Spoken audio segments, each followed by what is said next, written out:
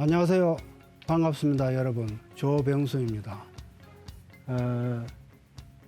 저번 시간에는 우리가 왜 한국인의 마음을 알아야 되는지 여기에 대해서 알아보았습니다. 그 첫째는 한국의 역사를 알아야 되고, 우리의 철학을 정립을 해야 되고, 우리의 미학을 구축을 해야 된다 하는 이유였다고 말씀을 드렸습니다. 우리의 역사가 없으면 우리의 철학이 없고, 또 우리의 철학이 없으면 미학이 없고, 미학이 없으면 우리의 문화가 없는 거죠. 그래서 지금 한참 우리 K 문화가 범세계적으로 아주 선풍적인 인기를 얻고 있습니다. 여기에 이제 덩달아서 K 패션, K 푸드 이렇게 이제 퍼져나가고 있는데, 이러한 것들을 우리의 철학으로 설명을 하지 않으면 언젠가는 모든 것이 그냥 무너지게 되고, 또 중국의 것을 철학으로 설명을 하게 되면 이것이 중국의 문화가 되는 것이고, 인도의 철학으로 설명을 하게 되면 인도의 문화가 되는 것이기 때문에 한시바삐 우리의 철학과 미학을 정립을 해야 된다고 생각을 합니다. 이것은 어느 한 개인이 해서는 되는 일이 아니고 범국가적으로 힘을 모아서 이루어 나가야 될 아주 중차대한 일이라고 저번에 말씀을 드렸습니다. 그러면 이번 시간부터는 이러한 사상의 근간이 되는 우리의 마음이 어떤 마음이 있는지 여기에 대해서 알아보도록 하겠습니다. 먼저 우리나라 사람들은 자연스러운 마음을 가지고 있습니다. 아주 자연 친화적인 그런 마음을 가지고 있죠. 여러분들이 이런 풍경을 보면 바로 예술을 생각합니다. 한 폭의 수묵화다 이렇게 얘기를 하죠. 그리고 이런 수묵화를 보면 잘 그렸다 못 그렸다, 좋다 나쁘다가 아니죠. 자연스럽다 이렇게 얘기를 합니다. 그리고 이제 이런 예술이나 이런 데서만 그런 것이 아니고 우리의 일상생활에서도 자연은 우리 마음속에 스며들어 있는 거죠. 예를 들어서 농촌에서 태어나서 도시에 사는 사람이라든지, 아니면 도시에서 태어나서 농촌에 살아본 적이 없는 사람까지도 나이가 들면 시골에 내려가서 전원주택을 하면서 살아가고 싶은 것이 우리나라 사람들의 어떤 꿈이죠. 현실적으로 잘 이루어지고 있지는 않지만 모든 사람들이 그러한 꿈을 가지고 있습니다. 그럼 이러한 생각, 이러한 마음은 어디에서 오느냐? 이거는 우리의 자연에서 오는 거죠. 그래서 우리 자연을 한번 보도록 하겠습니다. 우리의 자연을 보기 전에 먼저 외국의 자연을 한번 보겠습니다. 여러분들이 잘 아시는 융프라우, 또 히말라야 산맥, 이런 중국의 천산, 이런 산들은 사람이 오는 것을 거부합니다. 그래서 사람들이 산을 볼 때 정복의 대상으로 삼지요. 저기를 꼭 올라가 봐야 되겠다. 그래서 등산이라는 말이 나옵니다. 그런데 우리 산들은 어떻습니까? 우리 산들은 지리산이나 아니면 돌이 많은 설악산도 어느 산 하나하나가 사람이 오는 것을 거부하는 산이 없습니다. 누구라도 올라갈 수가 있는 산들이에요. 이러한 산들 속에 어느 곳에는 절이 있거나, 어느 곳에는 정자가 있거나, 또 어느 곳에는 마을이 있으면서 사람들하고 자연하고 이렇게 같이 사는 거죠. 그래서 김원용이라는 분은 우리나라 산은 남북으로 중첩이 되어 있지만 시베리아 산맥처럼 사람이 안 사는 광야로 사라지는 그러한 산맥은 없다. 전부 사람이 산다는 거죠. 이러한 부드러운 산수 속에 한국의 백성들이 살고 있는 것이다, 이렇게 얘기를 했습니다. 사람은 주변의 그 자연 환경을 닮아가는 거죠. 그래서 산세가 부드럽고 그 산세가 사람들하고 어울리는 어떤 형태라면 사람도 그렇게 어질고 사람이 어울리는 그러한 인성을 가지게 되는 거죠. 그러면 그러한 자연 환경 속에서 어떤 인성을 받아들인 우리의 생활 환경은 어떤지 한번 보도록 하겠습니다.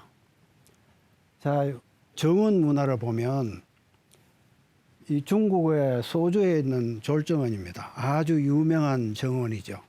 이 정원 안에 들어가면 동호와 서호의 어떤 그 괴석들, 그 다음에 아름다운 나무들, 아주 좋은 것들은 다 이 안에 들어 있습니다. 그러나 그 밖에 나가보면 아무것도 없죠. 그래서 안과 밖이 분리된 상태. 이러한 상태가 중국의 정원 문화입니다. 일본을 한번 보죠. 아주 정갈하고 깨끗합니다. 하나의 빈틈이 없죠. 너무나 깨끗해서 자연적이 아니다. 이렇게 해서 대나무 이파리를 몇 개 따서 뿌려 놓습니다. 그러나 이 또한 밖에 있는 거하고 안에 있는 게 완전히 다르죠. 안과 밖이 다른 그런 문화를 가지고 있는 거죠. 우리의 정원을 한번 보죠. 소세원입니다. 가보셨겠지만 거기는 담도 별로 없습니다. 담도 없을 뿐 아니라 안에 있는 나무와 담 밖에 있는 나무가 다 똑같습니다. 그래서 그 담을 무너뜨리고 이 정자를 없애도 그 자연은 그대로 유지가 되는 거죠. 집을 한번 볼까요? 중국의 사번이라는 집입니다. 사면이 벽으로 되어 있죠.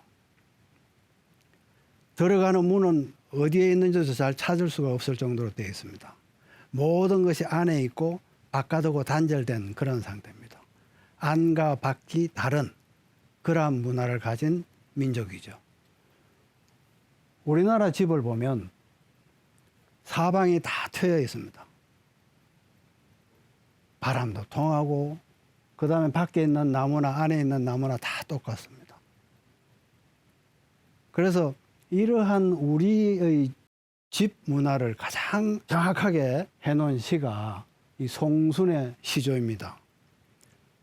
10년을 경영하여 초려삼간 지어내니 난간 다란간에 청풍한간 맞춰두고 강산은 드릴 데 없으니 툴러 두고 보리라. 이렇게 했습니다. 10년 동안 저축을 하고 저축을 해서 집을 하나 지었지만 이것이 내가 혼자 사는 집이 아니고 달도 살고 바람도 살고 그래서 자연과 같이 사는 그러한 집이죠. 그리고 비록 울타리가 쳐져 있지만 저 밖에 있는 산이나 강 이것은 그냥 쳐다보면서 둘러놓고 볼 수 있는 자연과 서로 내통하는 그러한 주택 문화가 우리의 주택이죠. 이 안드레아스 에카르트라는 사람이 우리나라에 미학이 들어오기 전에 중국하고 일본하고 우리의 예술에 대해서 상호 비교를 해놓은 것이 있는데 뭐라고 그랬냐 그러면 중국의 전족과 일본의 분재와 같은 불구 미의 이상으로 삼지 않는다.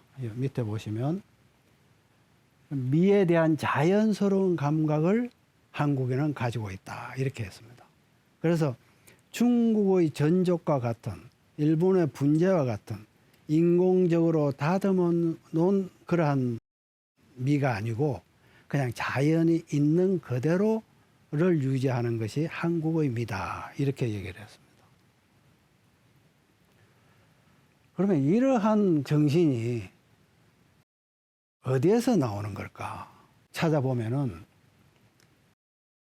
이 중국하고 우리하고 이제 틀린 게 여기서 나옵니다.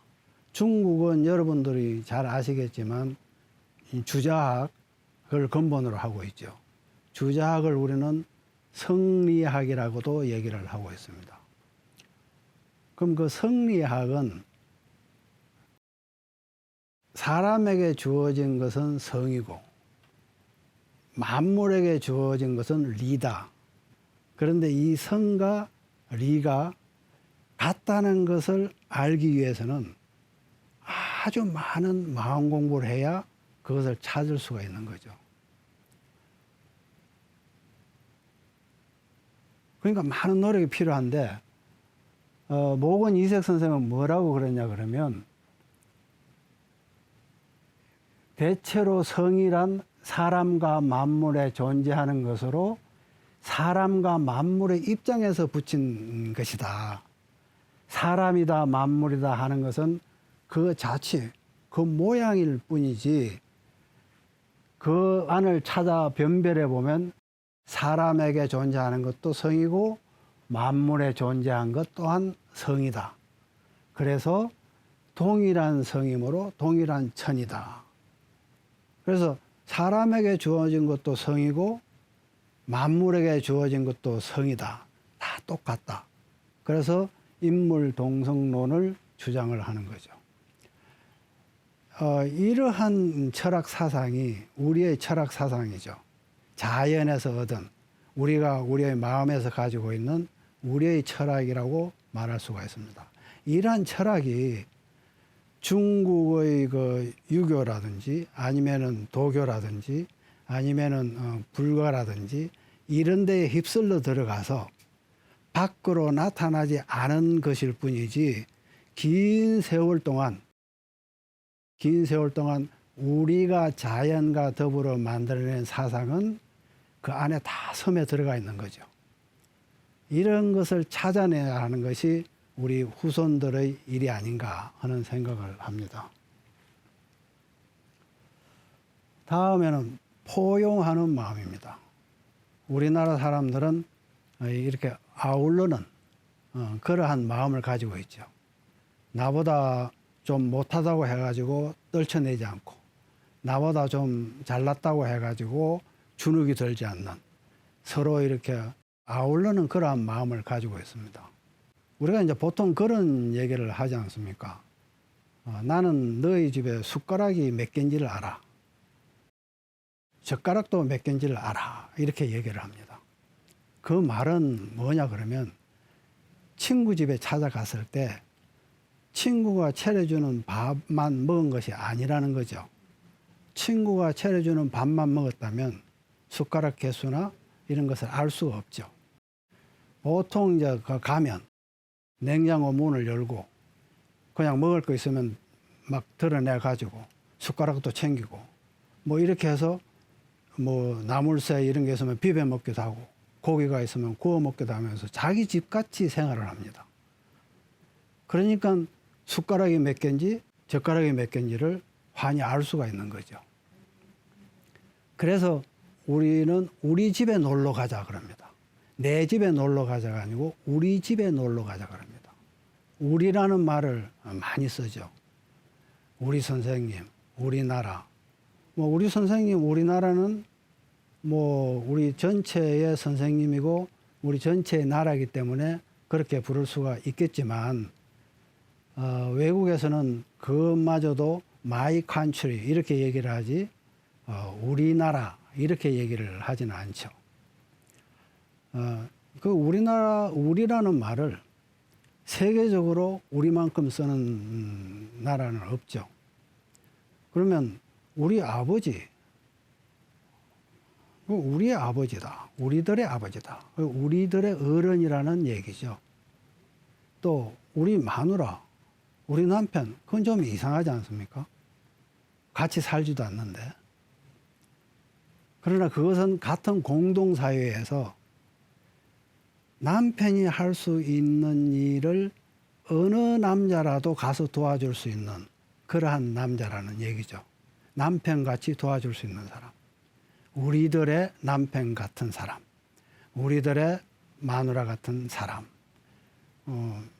그러한 의미로 받아들이면 되겠습니다. 옛날에는 김장을 하거나 어떤 모심기를 하거나 이럴 때는 전부 품앗이로 돌아가면서 그 집 일을 다 해주지 않습니까? 오늘은 이 집에 가서 하고 내일은 저 집에 가서 하고 그렇게 해서 그냥 내 집 같이 그 일을 도와주고 이렇게 했죠. 남자들도 지붕을 이거나 이럴 때는 누구나 할 것 없이 와서 그 집 일을 해주고 또 다음에는 저쪽 집을 일을 해주고 해서 네 집, 내 집이 없이 우리들의 집이 되는 거죠. 그러한 포용하는 마음을 가지고 있는데 집 또한 마찬가지입니다. 집에 기둥이 반듯해야 되고 뭐 이런 그런 어떤 생각이 없죠. 있는 그대로 아름다우면 아름다운 대로 좀 추하면 추한 대로 거기에 맞춰서 다 집을 짓는 겁니다. 돌담 또한 마찬가지죠. 큰 돌, 작은 돌 할 것 없이 서로 쓰임새에 맞게 그렇게 쓰는 겁니다. 제가 옛날에 군대에 있을 때 암장을 쌓아야 될 일이 있어가지고 어느 이제 가서 큰 돌을 이렇게 추룩에 싣고 왔는데 이 병력들을 뽑아가지고 이걸 담장을 좀 쌓으라고 얘기를 했더니 망치를 가지고 이쪽에 맞춰보고 안 맞으면 깨고 이쪽에 맞춰보고 안 맞으면 깨고 이렇게 해서 깨고 하다 보니까 큰 돌이 자갈이 돼가지고 없어요. 그래서 옆에 있는 그 방위 부대에 있는 병력을 한 2명을 불렀습니다. 빌려가지고 그 사람들은 뭐 거기서 훈련 받는 것보다 이걸 하는 걸 더 좋아하니까 담장을 쌓아봐라 그랬더니 아주 콧노래를 부르면서 합니다. 그냥 던져요. 그냥 던지는데 탁탁탁탁 맞아 들어갑니다. 큰 거는 큰 것대로 작은 거는 작은 것대로 아주 아름답게 그렇게 만들어지더라고요. 이러한 아름다운 마음은 있는 자연 그대로를 이용하는 것이지 인위적으로 어떤 것을 만들어서 짜임새 있게 하는 것은 아니더라 하는 얘기죠. 우리나라 그 경복궁의 모습입니다. 이 경복궁을 얘기를 하면은 이제 해설사가 쭉 얘기를 하죠. 설명을 하고 뭐가 아름답고 이렇게 하면은 꼭 뒤에서 그런 얘기를 하는 사람이 있습니다. 아우, 중국의 자금성에 비하면은 참 아무것도 아닌데 하고 얘기를 합니다. 그러면 그 옆에 있는 사람 또 맞장구를 치죠. 그래 말이야. 그 참 우리나라 것은 너무 작아. 뭐 이렇게 얘기를 하죠. 제가 생각하기로는 이분들이 우리나라의 경복궁의 자랑스럽지 않은 것이 아니라 요즘 같으면 모르겠습니다만 옛날에는 중국 가기도 어려웠으니까 내가 중국에 갔다 왔다. 그리고 자금성을 보고 왔다. 이걸 자랑을 하고 싶은 거죠. 옆에 사람이 덩달아서 자랑을 하고 싶은 거고. 그렇지만 우리가 우리의 마음속에 어떤 자금성이라는 것이 들어있는데 우리 경복궁을 마음을 두고 보더라도 그것이 우리의 마음속에 들어오면 안에 있는 자금성과 밖에 들어온 이 경복궁이 서로 비교, 평가, 분석될 수밖에 없는 거죠. 우리가 경복궁을 볼 때는 안에 있는 모든 걸 버리고 그대로 봐야 된다는 마음을 열고 봐야 된다고 하는 것을 저번 시간에 한번 말씀을 드린 적이 있습니다. 이 경복궁의 아름다움이라고 하는 것은 중국의 자금성과는 차이가 있죠. 중국의 자금성은 그냥 웅장합니다. 그 하나 자체로 웅장하죠.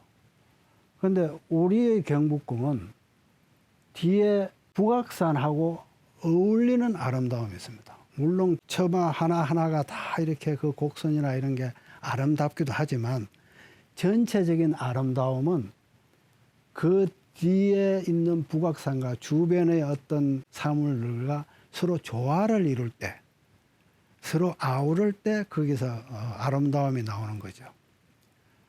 그래서 옛날부터 우리나라는 집을 지을 때 그 주변의 산세를 절대 넘지를 않습니다. 그와 어울리게 그렇게 지었죠.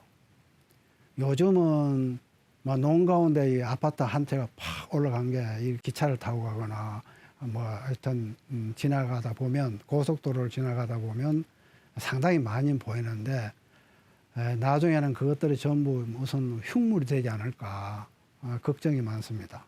아주 3층이면 3층 예쁘게 집을 지어서 주변하고 맞게 충분히 할 수가 있는데, 경제성이나 뭐 이익을 따져서 그렇겠지만 쭈삣하게 한동 올라가 있는 것을 보면은 참으로 좀 안타까운 마음이 큽니다. 그런데 이제 이러한 어울림, 포용하는 마음이 어느 사상에서 나왔느냐 하는 것을 보면은, 최치원의 난랑 비서를 보면 나라에는 아주 현무한 도가 있는데 그걸 풍류라고 그런다. 그런데 그것을 설명하는 근원은 선사에 상세하게 설명이 되어 있다. 그런데 그 안에는 유교, 불교, 도교가 다 포함이 되어 있다. 이런 얘기입니다. 다 어우러져 되어 있다. 이제 제가 이걸 볼 때마다 생각하는 것은 뭐냐 그러면, 최치원이 이렇게 선사에 충분히 설명이 되어 있다라고 얘기를 한 것을 보면, 최치원이 있을 때는 선사라는 책이 있었을 것이다. 만일에 없었다면 최치원이 그 내용을 어딘가에는 설명을 했을 텐데 그것이 없기 때문에 그 책 보면 돼, 이렇게 얘기를 했을 것이다. 그런데 그것이 없어요. 요즘 선사가 없기 때문에 그 내용을 알 수가 없는데, 이걸 보면서 이제 제가 아주 재미나는 상상을 하는 것은 뭐냐 그러면, 만일에 이 선사라는 책이 기원전 1000년이나 아니면 뭐 600년 이전에만 쓰여 있었다면 공자도 그걸 봤을 것이고, 석가도 봤을 것이고, 노자도 봤을 것이고, 다 이런 사람들이 봤을 것이다. 그러면 그걸 보고 자기 나름대로의 어떤 학설을 만들어서 계파를 만들어 간 것이 아닌가. 예를 들어 기독교에서 뭐 캐도릭도 나오고 개신교도 나오고 이슬람교도 나오고 하듯이 그렇게 된 것이 아닌가. 만일에 그렇다면은 우리가 우리의 사상을 외국에서 수입돼서 쓰는 것이 아니고 옛날에 수출된 우리의 사상을 갖다 쓰는 것이기 때문에 이 모든 것이 우리 것이다 하는 그러한 재미나는 상상을 해보곤 합니다. 여기서 이제 잠깐 풍류를 이야기하면, 이 풍류라고 하는 것이 이제 고려 말에서 조선 시대에 넘어오면서 마음 공부하는 것과 밖에 이렇게 그 시짓고 놀러 다니고 하는 것으로 조금 구분이 됐습니다만은, 본래 풍류의 의미는 공부를 많이 한 사람이 그 공부를 다 한 다음에 자연과 서로 융화롭게 지내기 위해서 산으로 이렇게 돌아다니는 그러한 것을 풍류라고 그럽니다. 그래서 풍류격 그러면 안으로 마음 공부가 다 되고 그 다음에 자연과 조화를 이루는 그러한 사람을 풍류객이라고 그러죠.